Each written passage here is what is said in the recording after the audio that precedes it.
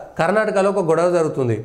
ఆ గొడవకు సంబంధించినటువంటి అంశం ఏంటంటే కర్ణాటక ముఖ్యమంత్రి సిద్ధరామయ్యపై వచ్చిన అవినీతి ఆరోపణలకు సంబంధించి అవినీతి నిరోధక చట్టంలోని సెక్షన్ 17A ప్రకారమే Karnataka governor Thawarchand Gehlot show cause notice ఇచ్చారని, ఇందులో తప్పేమీ లేదని కర్ణాటక మాజీ గవర్నర్ భరద్వాజ్ సలహాదారు ప్రముఖ న్యాయవాది వికాస్ బన్సోడే తెలిపారు. కర్ణాటక గవర్నర్ పద్ధతి ప్రకారమే వివరించారని, ఆ షోకాజ్ నోటీస్కు జవాబు ఇచ్చారా లేదన్నది సిద్ధరామయ్య నిర్ణయించుకోవాలని ఆయన చెప్పారు.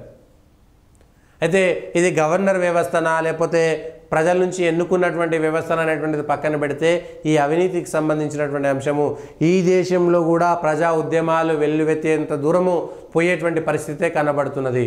ప్రజలని కూడా ఓట్ల కోసం లంచగొండులుగా తయారు చేస్తున్నారు. ఇవాళ ప్రజలు ఏమైందంటే ఇగో నాయకులే దోసుకుంటున్నారు. నిన్నటిదాకా నాయకుడికి వానికి లబ్బర్ చెప్పుల్లో ఇవాళ కోట్ల రూపాయలు ఉన్నాయి, కోట్ల రూపాయల కార్లలో తిరుగుతున్నారు, వాడు సంపాదించుకుంటున్నారు. అధికారంలోకి వచ్చి వాళ్ళు సంపాదించుకోగలేదు, మాకు ఇచ్చి 4 రూపాయలతోటి వచ్చిందా అనేటువంటి విధానము ప్రజల మెదళ్ళలోకి ఎక్కిపోయింది. ఉచిత వాగ్దానాలు ఇస్తే తప్ప మేమేమీ చేయలేనటువంటి పరిస్థితిలోకి వెళ్ళిపోయింది.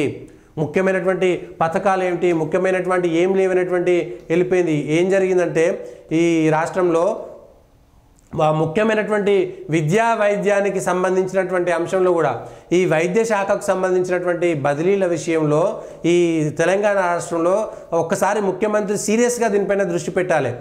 ఎవరు పడితే వాళ్ళు వాళ్ళకు సంబంధించినటువంటి మనుషులకు ఇచ్చుకోవాలనేటువంటి కారణం చేత అసలైనటువంటి వాళ్లకు నిజంగా పనిచేసేటువంటి వాళ్ళకు మాత్రం అన్యాయం జరుగుతున్నది.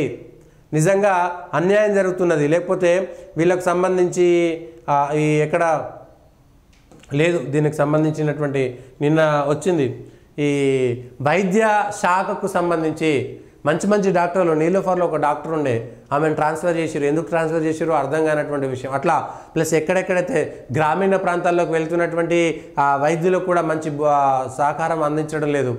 కొందరేమో అక్కడే ఏండ్లకేళ్ళు తిష్ట చేస్తారు, పని చేయనటువంటి వాళ్ళు ఉన్నారు. వైద్య శాఖకే జబ్బు వచ్చేటువంటి పరిస్థితి వచ్చింది.